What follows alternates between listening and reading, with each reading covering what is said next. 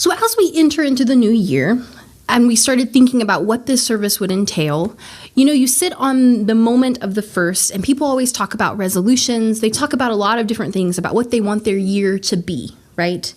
Now, I will be honest, I am not a fan of this. I don't know why. I've just never gotten into it. So if you are, that's not condemning you. That's me just saying I'm lame and I don't really think about it that often. But as I thought about what is the thing that we as a church want to do as the new year comes, I just couldn't help but find myself moved by the passage that Jonathan read.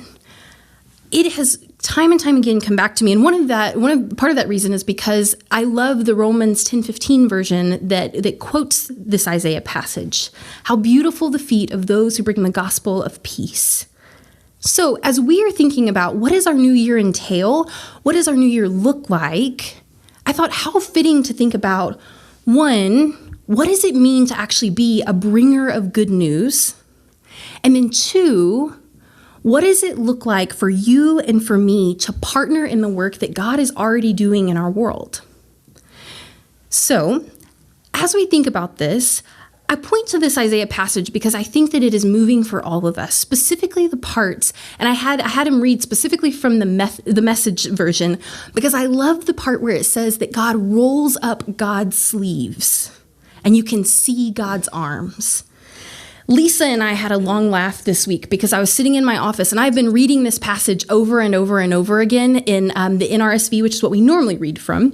And I was sitting in my office and I was trying to come up with one of these questions.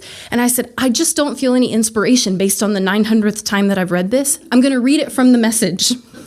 So I read it from the Message and I was sitting in my office, which you all know where it is. And I just started laughing at the way that it is written. I was laughing so hard that Lisa came to my door and said, "Are you okay?" And I said, no, you need to hear this. So I want you to hear it from me. I laughed really hard at this because it says God's holy muscled arms are able to be seen. It's kind of odd, right? To think about God in that way. Why would this be important? Why am I talking to you about it on a Sunday morning? Well, I think it has something to offer us this New Year's. First, God has rolled up his sleeves. It means that before you and I ever thought about this moment or what the new year would be or what our resolutions would be, that God has already been at work. God is moving in the world in ways that you and I may not be able to see.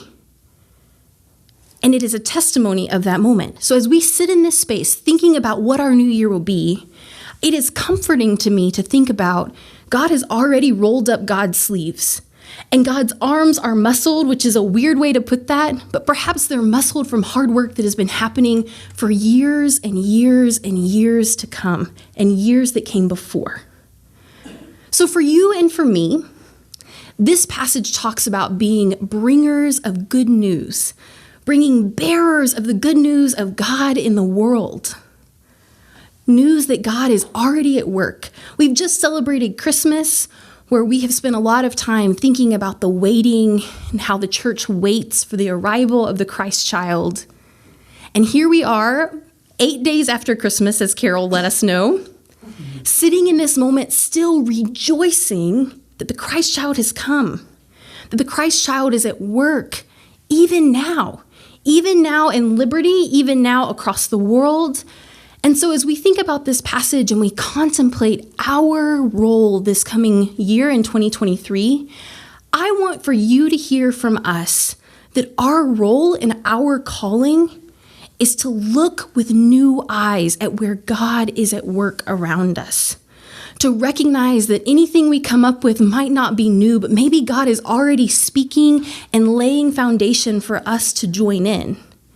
And therefore, when we look to God and we see God's sleeves rolled high because God is working hard, we might also do the work of rolling up our sleeves to join in that and lightening the load. That is our role. That is our calling. So I ask you the question of, when have you been a bringer of good news? It's a weird way to word that. But I wonder if for us, as 2023 begins, that we might, as a congregation and as individuals, as a community, dream anew about what it means to be a bringer of good news. What does it mean to be a bringer of good news and share Christ with people? To be extensions of Christ's love in the world, to feed the hungry, to care for the broken, to tend to the sick, and so on and so forth. And then also, I invite you to think about, what does it mean to not only be a bringer of good news, but to recognize that your role is vital in the work of God? That your and my role is so important to helping people feel loved and cared for by God, because we are extensions of that. So, I invite you this morning for our time around the table one last time to grab the little sheets of paper, and if you've doodled on them, that's okay. There are little slips of paper at all of your tables. There are pens. Or pens, that's my East Texas coming out. Pens.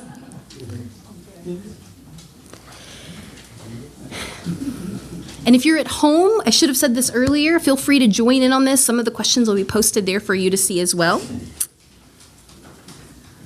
Each year you probably make a resolution, unless you're like me who just doesn't. But this morning I invite you to not make a resolution of what you will do, but I want you to channel the piece of you that can be creative and imaginative. And I want you to think about the questions that are in part 3 of the questions listed at your table.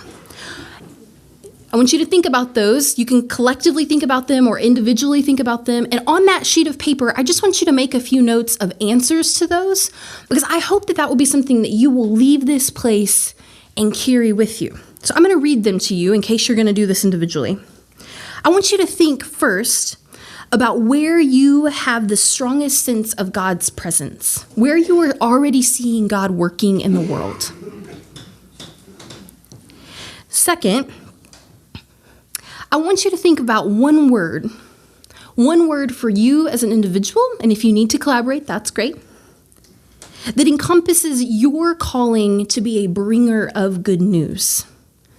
Because there's probably no more vital work that we can do than actually to champion these words of Isaiah and be bringers of good news.